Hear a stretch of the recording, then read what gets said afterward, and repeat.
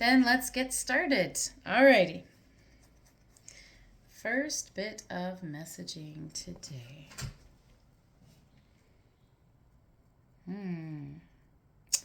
Oh, that's a tough one. All right. So, I heard love, and then I heard love your enemies, and this is a tricky one because even at school, right? When I'm working with kids and they're like, I don't want to be this person's friend because they're mean to me and they hurt me and stuff like that. I always tell them, you don't have to be their friend. You don't have to spend time with them. However, you still have to be kind to them. Like, and being kind doesn't mean you have to like give in everything and give them everything, but it does mean you have to treat everyone with dignity and respect. And that's what I'm hearing is that this week, as we're navigating our weeks and our journeys, that we're gonna, I don't do divination, but I'm assuming that's what's happening since this is what the messaging is.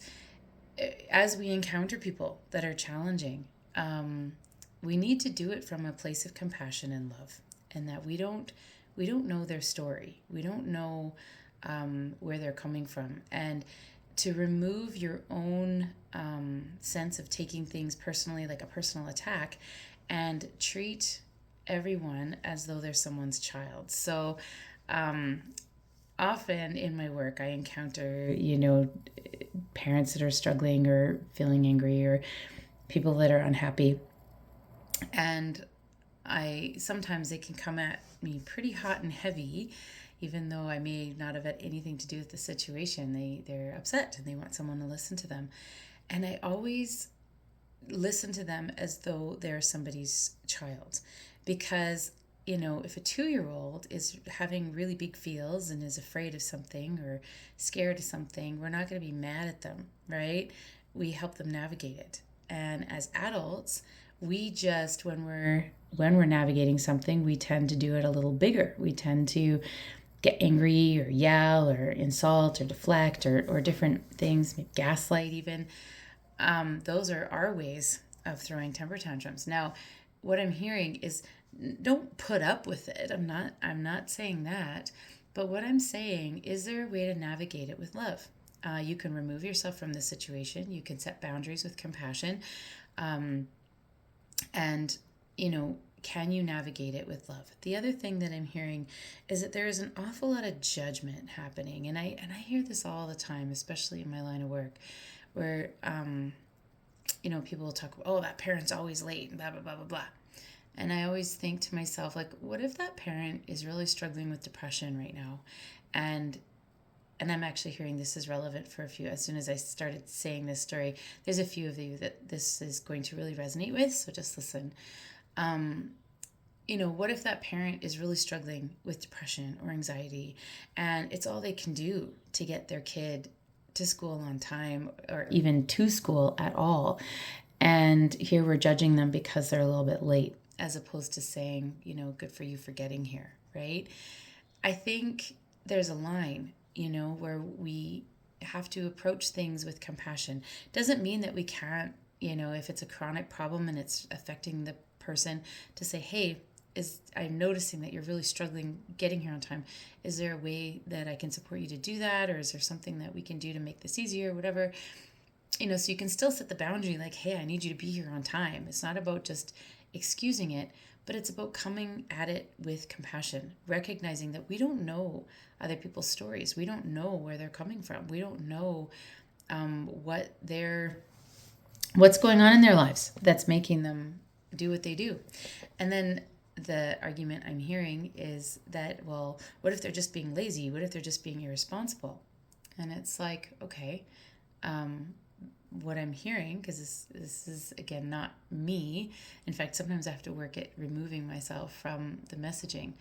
What I'm hearing is that whether they're being irresponsible or lazy or not, what is the challenge or what is the problem? What is the detriment to meeting that with love and compassion? That doesn't mean, again, that you're accepting it. That doesn't mean, again, that you're allowing it to go on. It doesn't mean that you're allowing them to, crush your boundaries and whatnot. But if you approach it rather than, a feeling of being disrespected because they're not doing this, approach it more from that compassionate place and remind yourself that everybody is somebody's child. Everybody's working through their own stuff.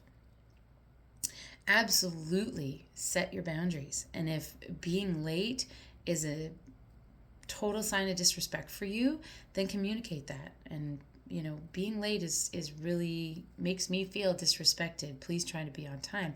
There's a way to do that without being angry about it. It's a way to communicate those boundaries and communicate those needs, but with compassion. What's happening here that's making this happen? And I use being late as an example.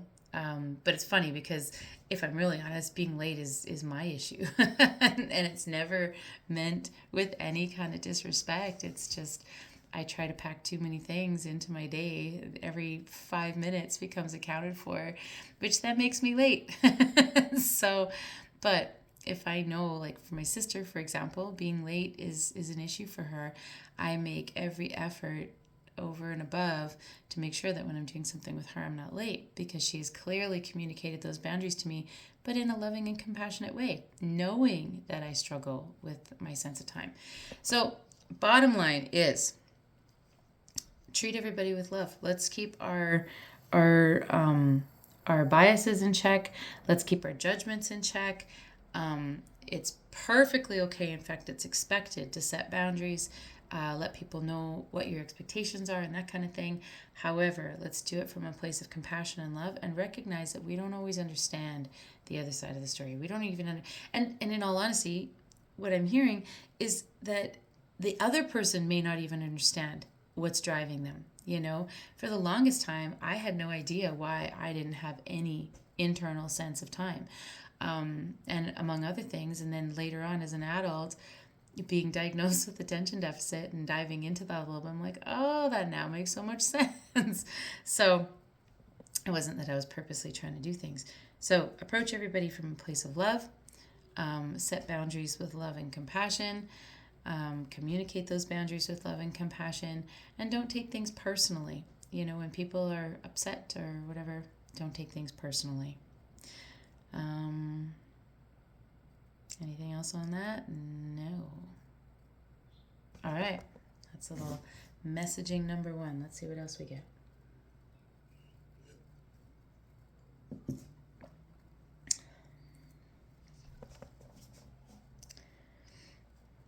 All right. Next bit of messaging was kind of in between the solar plexus and sacral chakra. I can feel that in my body. What's happening there?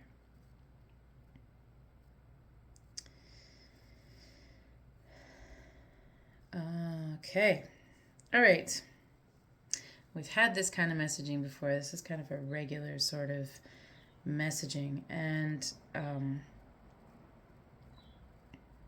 this one has to do with sort of combating our fears and our... no, not so much our fears. Sorry, I missaid that. Combating the things that are holding us back. Okay, so let me just unpack this because I can feel it. Often the messaging comes to me as feelings, and then I have to unpack them, sort of translate, if you will. All right.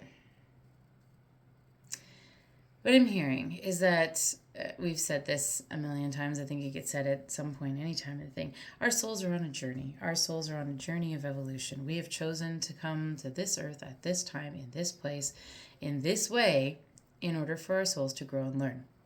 Free will plays a part in that we can choose to grow and learn from situations, or we can choose not to. We can choose to ignore things. We can choose to repeat patterns. We have got free choice. The challenge is that we're not sent back with 100% remembering. So let me clarify. There is ways of knowing. However, part of the journey is being on the journey and figuring things out again. Now, what I'm hearing is that there's a certain... I'm just looking for the right word. There's a certain growth that happens as you're growing, as you're learning, as your souls are evolving. There's certain aspects to learning that are, well, if I'm honest, most aspects to big learning comes from challenges, comes from things we have to overcome, comes from things we experience, come from things we've heard about, if sometimes it's vicarious experience through someone else. And as those things happen and we evolve and we grow and we change, sometimes our soul level expansion doesn't always match our skin suit level of expansion. And our where we need to go, where we want to go, where we're moving forward to, no longer matches where we are in this plane of existence. Let me just dig into this a little bit more. So basically, as we have experiences, we outgrow previous experiences. We outgrow previous ways of being. And so as we have experiences and as we grow and as we learn, things that were important and relevant to us at one point is no longer important and relevant. And the analogy I'm hearing is just like even human children. Like as we grow up, what's important to my 5-year-old granddaughter is very, very different than what's important to me, right? Well, we're on a soul level evolution too. So at one point, for me, maybe because of my limiting beliefs or whatever, a certain way of being made sense. Now that way of being doesn't make sense anymore.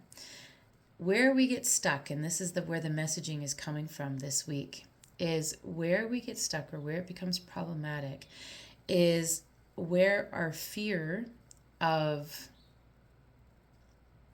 embracing our growth, embracing the change, overrides the desire to grow and change our surroundings or do things differently, creates discord, a sense of restlessness, a sense of like being in the wrong place at the wrong time. That there's lots of signs that your body is giving you for recognizing that you're in the wrong place at the wrong time, that you're navigating. Sorry, I'm just kind of getting other messaging at the same time. I lost my train of thought. Navigating. All right, what is this interrupting thought that's happening? What is this interrupting bit of messaging? Oh, okay. So, all right. So things are put in our path in order to grow. We can choose to ignore them. However, if we continue to ignore them, and we know, sometimes we ignore them because we really don't know. But if we know, we have that little inkling, that little sense, and we continue to ignore them, we're going to keep getting the messaging. We're going to keep getting the messaging, keep getting the experience that we need to grow from in different forms, unless, and if we're truly ignoring it, it's going to manifest in our being, in our bodies, in our selves, is what I'm hearing. So, what does that mean? Okay. Ooh, this is a bit of a tough one. I don't know if I agree with this, but this is what I'm hearing. I guess I agree with it on some level, if I'm honest. All right. What I'm hearing is a lot of illnesses and ailments are unresolved growth. So things that, we're kind of being pushed to explore and grow. And when we choose not to, it sits in our body. Now, I right away go to a place of being like, well, that puts the blame for ailments squarely on someone's shoulders, and I don't agree with that. Me, Nancy, doesn't like this bit of messaging. So let me just put myself out of the way for a second and just hear what I'm hearing.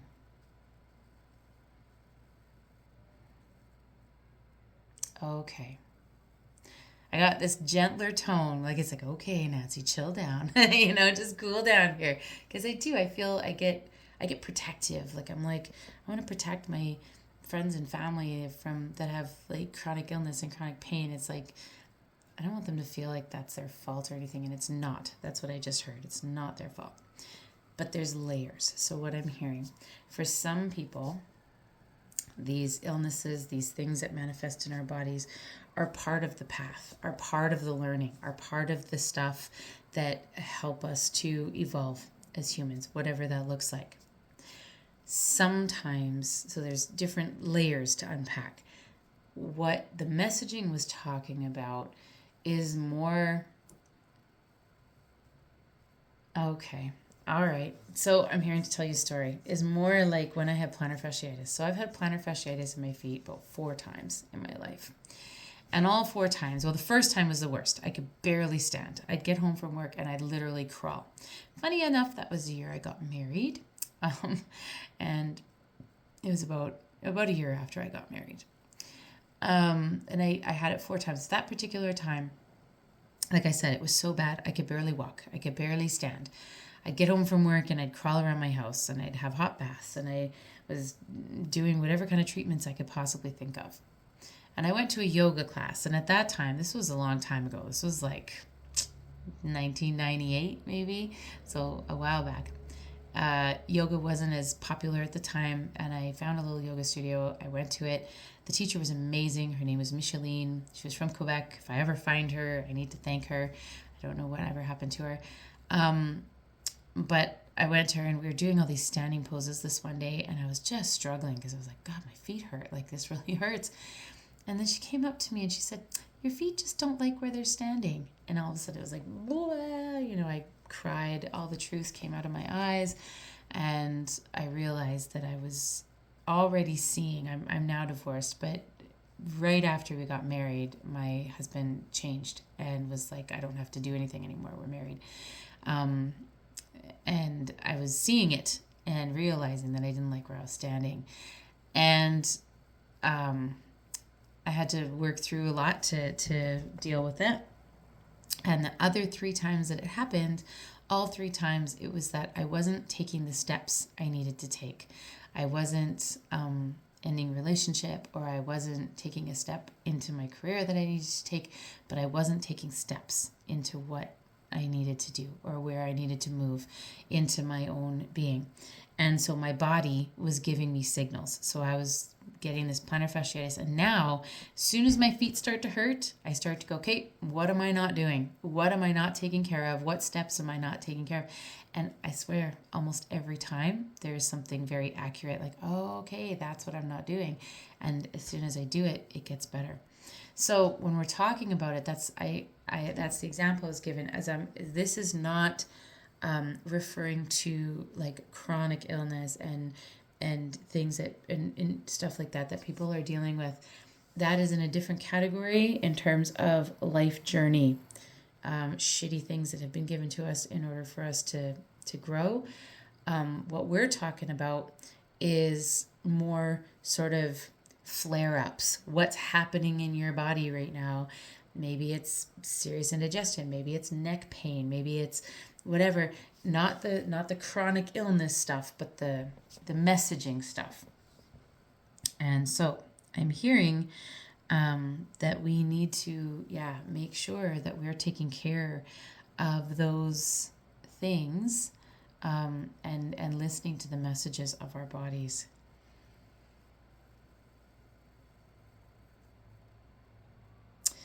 What I'm hearing, I just heard, give them some reassurance that they're always heard, they're always listened to, they're always a part of the bigger picture. And I think sometimes it gets hard to recognize that. There are many times where I get overwhelmed and I feel a bit alone in this journey. I know I'm not. I've got great friends. I have you. I have, family. I have community around me. But there are times that we all feel a little alone on this journey, like no one fully understands what we're doing, where we're going, how we're going there. And I'm hearing to tell you and remind you that you're not ever fully alone, that we are always connected to collective wisdom, collective consciousness, which is everybody tapped into. We're always connected to source wisdom. We're always connected to our own soul journey, which is what I'm hearing, that bigger piece of ourselves. All right, I just heard to explain that we are splinters. Sorry, I'm just trying to hear it.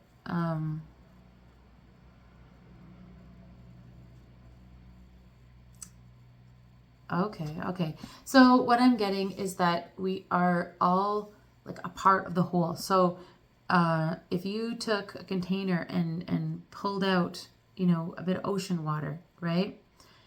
It's not the ocean, it's its own thing. It's a little microcosm of ocean life in this container, but it is a part of that bigger piece of ocean. And once it's done being in the little container, you can pour it back into the ocean and it becomes the ocean again. It's not differentiated. Oh, here's that little piece that they had and it stays contained. It actually becomes like part of the ocean again. And I'm being told to tell you that analogy, and that's the same with our souls. So our souls are part of this bigger divine, timeless, powerful aspect of ourself, our bigger picture of our soul connected to source, divine wisdom, and all that kind of stuff. And then, we get this scooped up little container, our skin suit, which is our little microcosm of soul level. But we are still connected to that big piece. We're still connected to that big piece. We're still a part of that bigger piece. And so I'm hearing when you're feeling, and I'm hearing that this is relevant for a few of you that are going through some very difficult time right now, and that you're feeling a little bit isolated, you're feeling a bit alone. This is mostly for you, that you're not alone, that you are part of a bigger picture. You are part of a bigger unit, and you are able to tap into that unit. You're able to connect to that unit whenever you need to. Sometimes easier said than done, I know.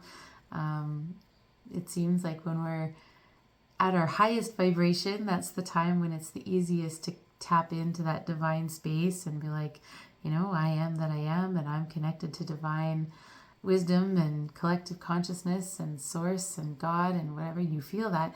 And it's during those harder times, those lonelier times, those challenging times, that it's harder to remember that. But I am hearing to remind you that you are divinely inspired, you are divinely created, and you are always connected.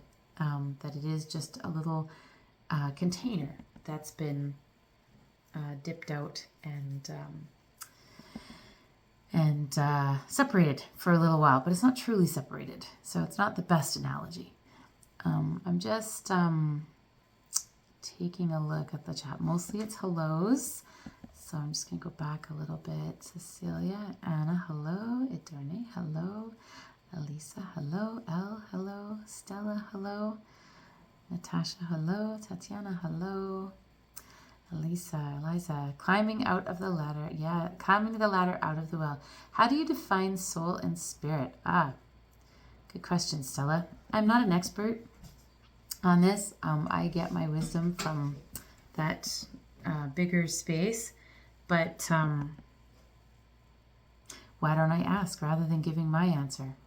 What is the best way right now for me to describe the difference between soul and spirit? Okay. All right. So what I'm hearing is that your soul is that bigger, connected, ethereal piece that is connected to divine source wisdom, collective consciousness, all of that bigger piece. And what I heard is your spirit is what drives it. So you have your skin suit, that is, your lifetime on this planet, this earth, whatever you're doing, living being at this moment. Your soul, this is what I'm hearing in terms of how to describe it. I have my own way that I would describe it, but I'm just using the words that I'm hearing. Your soul is that deeper, timeless piece that is connected to God, that source, divine wisdom, ethereal consciousness. And the spirit, I'm hearing, is kind of the go-between between the two. So your soul is kind of giving messaging to the spirit that then makes the skin suit act a certain way. The skin suit acts a certain way, and then the spirit learns from the actions of the skin suit. And so the spirit is, what I'm hearing, is like the go-between between your skin suit and your deeper soul level self. That's what I'm hearing. And that the spirit, the soul guides the spirit guides the skin suit. The spirit evolves from the skin suit, which then allows the soul to reach higher elevations. That's what I'm hearing. I hope that makes sense. It goes along with what I believe. It's kind of a simplified version of what I believe, but and everybody has their own beliefs. I'm absolutely not here to say right and wrong. I'm hearing what I hear, and it makes sense to me. I'm actually hearing to tell you a story. So what happens when I hear to tell you a story is I get a flash of a memory, and it's like, tell them this. It's like, oh, okay. So when I was 16, I'm going to say, I was in a Catholic school, and I had been raised to, believe in heaven and hell and go to church and that kind of thing. And the nun that was teaching us religion at the time asked us to recognize or whatever, or give some thought into what we think happens to us when we die. And she was very forthright where she said, don't just say the rote answer. Don't just say what you think I want to hear. Don't just say what our faith, whatever, wants you to say. Actually give it some thought and really, really think about what happens. And so I did. I started to write, when you're good, you go to heaven. When you're bad, like all the things I had been taught. And then something didn't feel right. As I was writing it, I felt like I was lying. I felt like I was not telling my truth. And I thought, okay. But up until that point, I hadn't really thought about it. I just went along with what I was told. So I gave it some thought. Probably some of my earliest experiences with meditation was that I just kind of sit quiet and I'd kind of go in my head and be like, hey, what do I really think? And anyway, what I wrote was that, and I actually still have that little journal. I wrote a whole thing about how our soul is reincarnated and goes around and around and trying to become the best humans we can be. And the best humans are people that are full of love and no jealousy was what I was kind of fixated on in my 16-year-old brain. But anyway, it was basically love. And that eventually when you'd kind of mastered being human, which, even within being human is flawed, then you had a choice you can come back and teach and guide. You could be a guide or a teacher from beyond and whatnot. And I had this whole little hierarchy that I made up. I really had never done any exploration. I'd never really thought about it up until that question was asked. Kind of forgot about that, but that did form my belief system, and I started to kind of expand on it a bit more, and it kind of changed my belief system and sort of shaped how I viewed things. And then I think I was in my late 30s, I read a book. I think it was called Journey of the Soul, Seed of the Soul, Journey of the Soul. And basically it was a hypnotherapist that did a lot of work with past life regression and ended up connecting to kind of that deeper soul level part and was asking those questions in terms of how does this work? And it was an audiobook, as I was listening to it, I was like, oh my God, that's what I wrote when I was 16. He had a much deeper version of it, a much more in-depth version of it, but it was basically the same thing. And so that really brought into mind then, for one, how did I know that? Is that a sense of truth then? Is that brought into all kinds of questions into mind? Because when I just made it up, it was one thing, but when I had it validated, and then since then, especially on Insight Timer, there's some really fantastic teachers on Insight Timer that have very similar ideas and belief systems. And as I'm listening, I'm like, oh, that's similar. But the point is that we're not alone. That we're never alone on this journey. That no matter how tricky the journey gets, no matter how hard the journey gets, no matter how beautiful the journey is, we are part of that bigger picture. We're part of that that desire to evolve. We're part of that need to elevate our own souls and those around us. And that's important. And it's important to remember that we're not alone. And that some of the hardest things are the things that we grow the most from. All right, just listening in. Let me just look at the chat for a second. All right, Stella, you're a teacher. Wonderful. You're welcome to put in the chat a little bit about what you do if you like. I am a fan of letting people know. If you're on here sharing, it's because there's a reason you're on here sharing. And there's probably, I really believe in divine timing, and that there's probably somebody in the 76 people here that need exactly what you do. So feel free to let us know. Okay, so that was my reading. Oh, that was my reading from you a few weeks ago. Okay, Elisa, I never remember what I say when I do readings for people. I never remember because it's your message, not mine. I've been shown it differently to what some say. Okay, I'm intrigued on your perspective. I would be intrigued to hear what you have to say, Stella. That's very similar to how I've been shown. Wonderful. We'll have to chat. I'm interested to hear what you have to say. And Melinda is verifying. Stella's another great teacher here in Insight Timer. Beautiful. All right. Excellent. Okay, thank you. So hopefully that was helpful.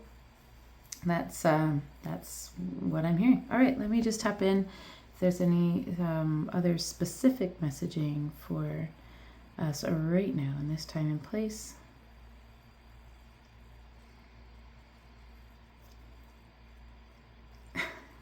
Okay.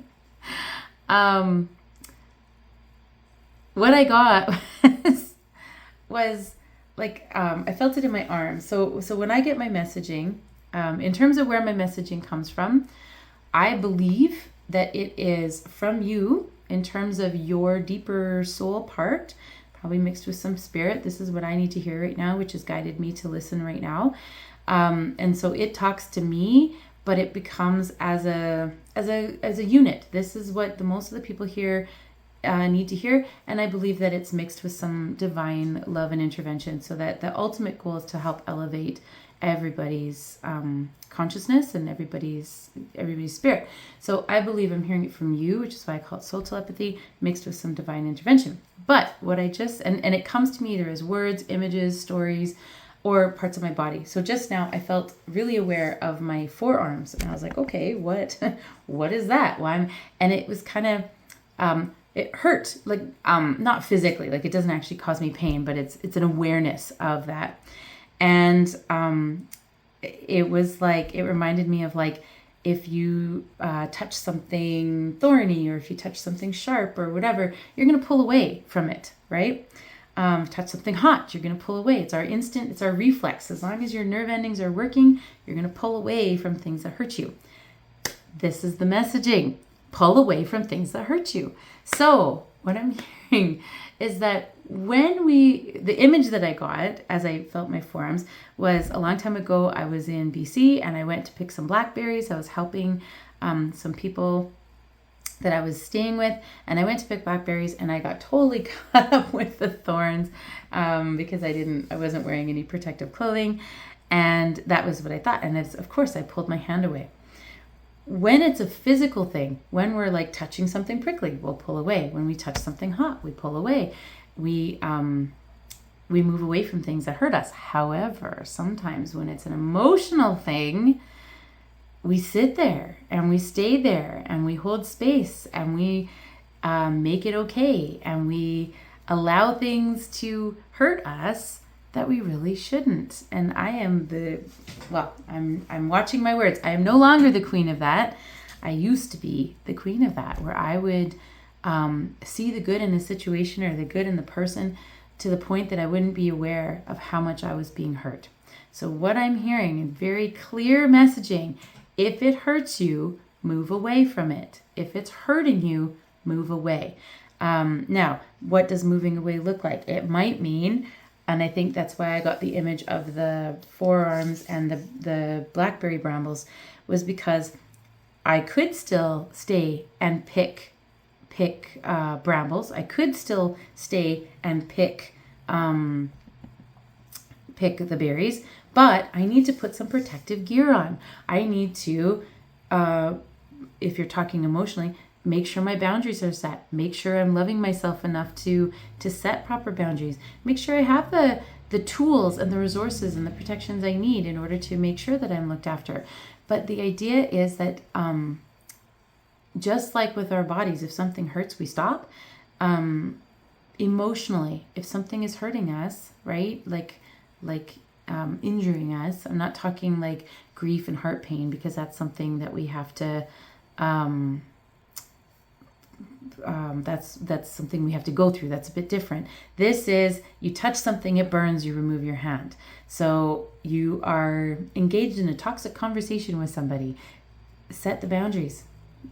This is hurting me. I'm leaving this, whether it's at this exact moment, or I need some more resources to do this, or I just don't want anything more to do with this. I'm giving you permission. So, not that it's up to me to give you permission, but that's what I'm telling you. If it's hurting you, move away from it. If there's something that is hurting you and it's not healthy for you, it's move away from it. Just like you would a hot stove. You touch it, you're not going to stand there and go, oh, this is kind of hot. It actually might hurt me. I might get a burn, and keep your hand there. It's hot out, right? So yes. And if it's hurting you, move away from it. And that looks like different things. I'm not just saying, give up on everything, but I'm saying don't ignore it if it's hurting you. I'm hearing that there's a few of you that really need this message loudly. I'm hearing to say it again. If it's hurting you, move away from it. You do not have to be in a situation that is hurting you. If it is hurting you, move away from it. And there's lots of different ways that moving away from it looks. There's a crow that just landed outside. I don't know if you heard that, but he literally landed just outside in my tree in front of my yard and just gave a little shout. So if it's hurting you, move away from it. You're not doing anybody any good by allowing yourself to be hurt. Okay? Yes, caw. That's what it just did. All right, I'm going to take a look just back at the chat for a second. Awesome. Hold on. Serena, Arash, maybe I was tapping into you for a minute there. Is there something hurting you that you need to move away from? I don't know. Stella, I would love to have a conversation with you. She said, I'd love to have a conversation with you, Nancy. It's great to connect with other teachers. It really is. There's some absolutely amazing people on Insight Timer. I am honored to connect with some of the brilliance that it's on here. And yes, I've wondered why they're so expensive. Probably because they're hard to pick. You get things. And Stella is a psychic medium, tarot reader and teacher, and a Qigong practitioner. Everything you do is energy-based. Absolutely, my dear Stella, everything I do is energy-based. I am curious. I did Qigong for a little while. I had an amazing teacher and kind of got tainted by my ex-husband, so I stopped, but it's something that was absolutely magical in my experience. So connect with Stella, my friends. Got 92 people here right now. Connect with Stella. Take a look at Stella's Insight Timer profile. Lots of thank yous. I learned that lesson some time ago. Good, Melinda. I think I'm continually learning that lesson because I realize that something, shows up and then I tend to brush it away and be like, oh, it's okay, And then I realize, no, that's not okay. And I've been getting a lot stronger. Like someone's really prickly and I'll be like, you know what? I'm going to connect back with you tomorrow or another day or whatever, because I don't need to be in that presence, in that space. I don't need to feel my energy being beaten up because someone else is struggling, right? There's one thing to help and hold space and presence, but if it's actually hurting you, move away from it, even if it's just for a little while. All right. And it took way too much time. It's an ongoing, and that's what you just said. It's an ongoing lesson. It's a journey. All right. And yes, Mr. Crow, he's gone now. He just showed up for a second and was giving me an exclamation mark of caw, caw. Yeah, Listen to that. If it hurts you, go away. Stella, I've been pondering on the soul this week. Loving listening to. Thank you. I appreciate that. Loving listening to your wisdom. Wonderful. I experienced this with a friend recently, so it resonates. I really believe in divine timing, that we find exactly what we need to hear when we need to hear it. That's why when I do like recordings of these, sometimes I always put on like, this is for, even though it's for this week and it's this live, it's for whenever you tap into it, because whatever the wisdom is that you need to hear, that's what you need to hear. And yeah, there's so I was about to move into the second part, and then I just asked, is there anything else? And what I got again is just to remember that we're all on a journey. We're all on a journey. Everyone else is all on a journey as well, you know? And so this goes back to the first part of the messaging. I love when it circles back like this. I absolutely love it. But because this is not intentional. I do not plan. I come on here with a blank slate. What am I going to say? No idea. This is what I'm saying. So move back full circle. Is at the beginning of this live, we talked about love and how we need to approach everything with love and compassion, and especially challenging people, difficult situations. We have to do it without judgment and with compassion. Doesn't mean we have to put up with it. If it hurts you, leave, just like we had the last bit of messaging. If it hurts you, remove yourself, put on the protection, whatever it is, but still treat all situations with love and compassion. Because they are also on a journey. We are on a journey. We have this soul level journey. We are evolving. We're learning from our situations. We're growing. We're elevating our vibrations. But so is everybody else. And so all of our crappy things and all of our great things and all of our struggles and celebrations are part of our journey that's allowing our soul to evolve. Everyone else we encounter is also on a journey, and they're experiencing their trials and tribulations, celebrations and challenges all at the same time. So we can approach all of those things full circle with love and compassion, with the fact that they're on the journey. Doesn't mean we have to stick around and be hurt by people. That's allowing us to move, but we do it with love and compassion. I love how all three messages from today just kind of went and just came full circle. I love it. So treat everyone with love and compassion. Recognize that you're on a journey. If it hurts you, move away from it with love and compassion so that you can continue on your journey. That just felt so good. It felt like a completion. I know, like I say, I never know what I'm going to say when I get started. In fact, I'm always nervous. As soon as I come on, what if I don't hear anything? What if I don't hear anything? It's never happened, but you know, it's always that thought. What if I don't hear anything? Then, you know, hopefully I have enough of my own wisdom that I can maybe help out anyway. Excuse me, I'm still battling a cough. All right, now we're going to move into the second portion, which is where I tap in for individuals.